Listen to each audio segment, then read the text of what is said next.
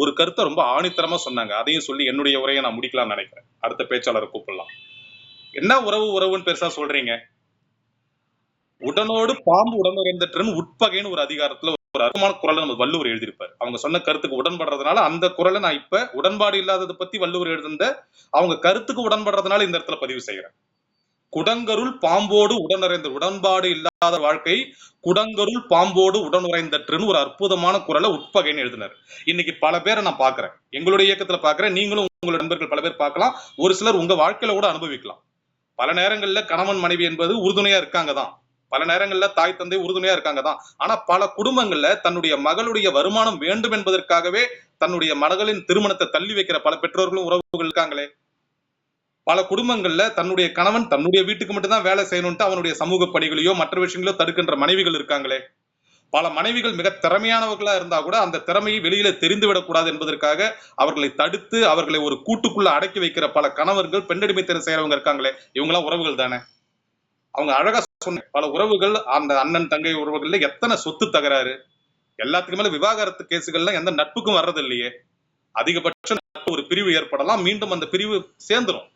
In fact உண்மையான நட்பு என்பது என்றும் பிரியாது. ஏதோ ஒரு சின்ன பிணக்கு வந்தால் கூட அந்த உண்மையான ஆழமான நட்பு ஏதோ ஒரு காரணத்தினால அவங்களை இணைக்கும். அது எப்படி இணைக்கும் என்பது அவங்களுக்கே தெரியாது.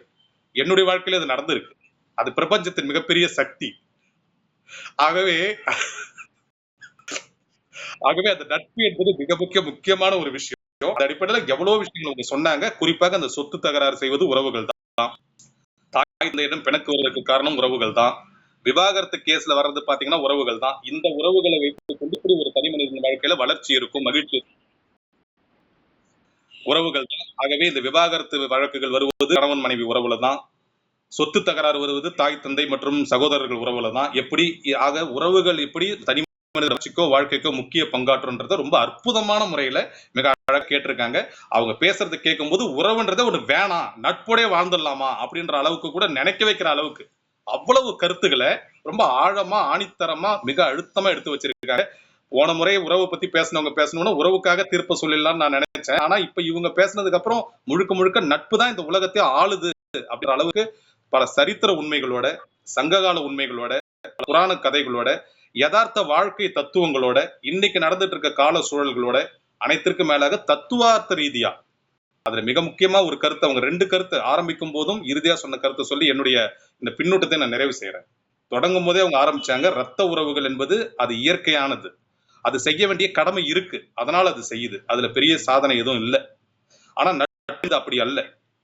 அதைத்தான் நானும் சொல்றேன். பல உறவுகள்ல ஒரு தங்கை ஒரு திருமணமாகி போகும்போதோ அல்லது ஒரு தம்பி நமக்கு திருமணமாகி போகும்போதோ அந்த உறவுகளிடம் கண்ணீர் வருவது இயற்கை. ஏன்னா காலம் என்பதா காலம் முழுதும் அவங்க ஒன்னா வளர்றாங்க, வாழறாங்க.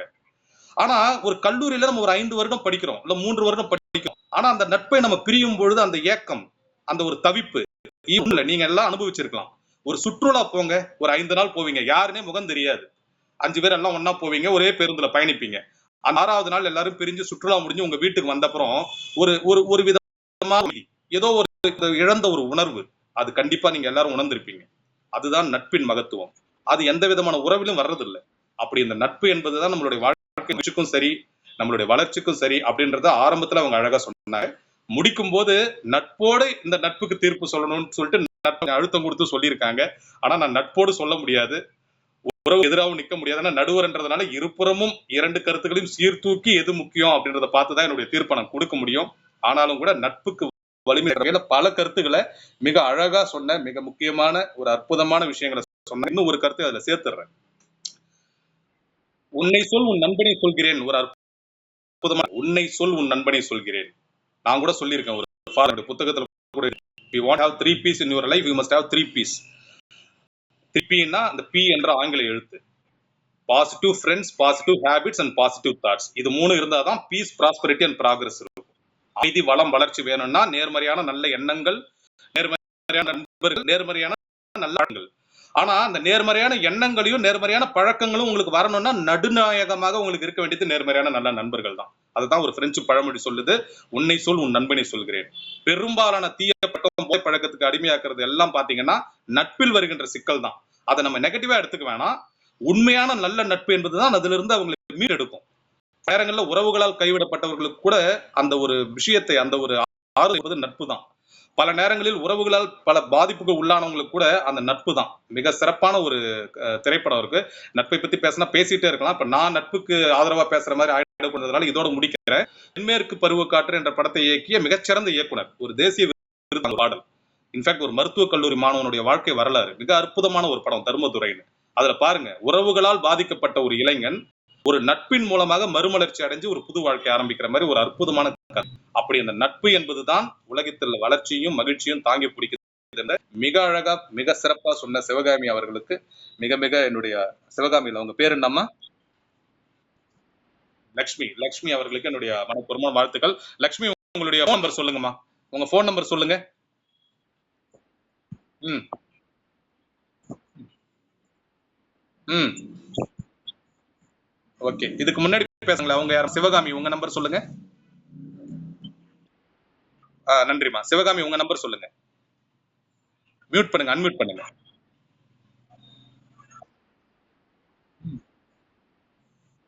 ம், ம், ம். சரி. ஓகே. மிக்க மகிழ்ச்சி. சிவகாமி அவர்களுக்கும் நம்மளுடைய இப்பொழுது பேசிய லட்சுமி அவர்களுக்கும் வாழ்த்துக்கள். அடுத்த பேச்சாளர் கூப்பிடலாம். நன்றி.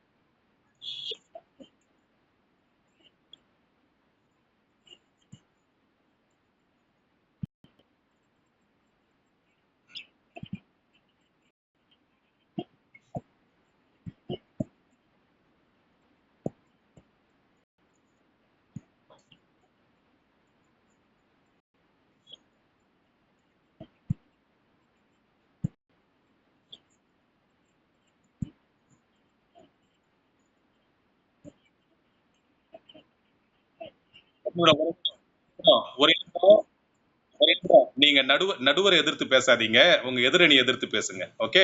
தீர்ப்பு நான் தான் சொல்லணும்.